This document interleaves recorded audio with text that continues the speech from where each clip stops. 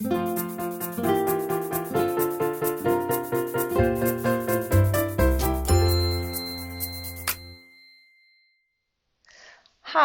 I'm Ingrid from Quiltessential Co, and today we're going into fall and making our September block of the month.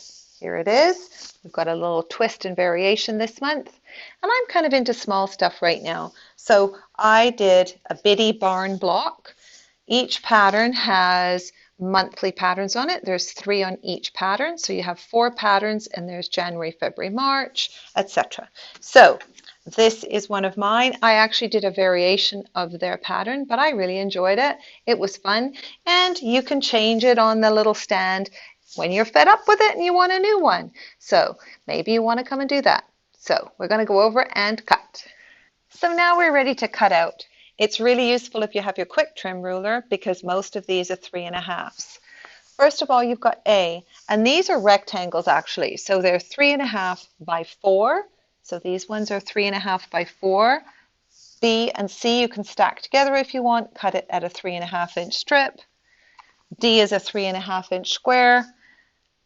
E are 3.5-inch squares. And then F, I used the white line on my quick trim ruler because it's exactly 1 3/4, and they're 1 3/4-inch squares. And now we're going to sew. So when I'm working with batiks, sometimes it's really difficult to tell whether there's a right side or a wrong side, but we need to know on this project because of the way we're cutting. So I take a friction pen, which will iron off, always test it somewhere, and I put a little streak of color on it, so I know that's my pretend wrong side. So we're doing that first. I did that on A, B, and C. So with A, I want to cut on the right side. So I've got my pen mark down, and I am lining up my Jaybird Sidekick ruler with the 3.5 line on the top and the straight at the bottom. And right at the point, I have the edge of the triangle here. And I'm just cutting that little piece off, and I'm doing that on all of my A's. So I'm just taking that off, and it's right sides up. Now I'm going to cut B and C, and I want those to be right sides together. So B is going to be a right sides up, C is going to be a right sides together, and just for ease, they're going to be cut in one. And we are going to be cutting those into our half triangles. So I'm going to put my 3.5 line on the top and 3.5 line on the side, and I'm just cutting those, and they are right sides together.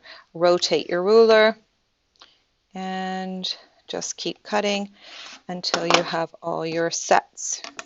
And as I said, that friction pen will just come off when I heat it up with an iron. So here they are. So I'm first of all taking my B, and I am putting my B with my A. I'm going to flip it over, and I am going to sew these together. So I've made sure when I sew them together that there's just a little triangle here. I'm going to sew 1/4 inch all the way down here, and then I am going to press it into A, and I'm going to continue with the next step.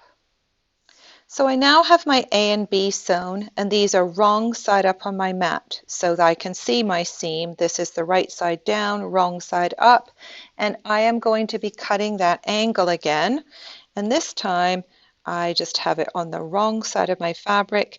The point of my triangle at the 3.5 is right on the edge again, and I'm just going to be cutting this piece off. Take a deep breath so that you know, oh, it's okay to cut my block apart because I meant to do that.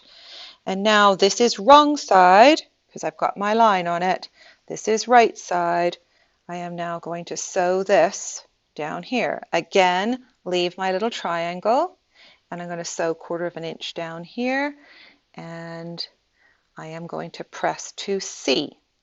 So here's the piece that you've just sewn, A, B, and C. I gave you a little bit of fudge factor because nobody likes to be a bit short. So we're now trimming this up to 3.5. You must put your 3.5 inch of your ruler on the bottom of your C because what we have spare is a little bit of A. So make sure that you're good on C. You can trim those little pieces off the bottom if you wish, but trim off that little bit of A that you don't need, and now it should be the perfect size. And that is going to be into your block like this.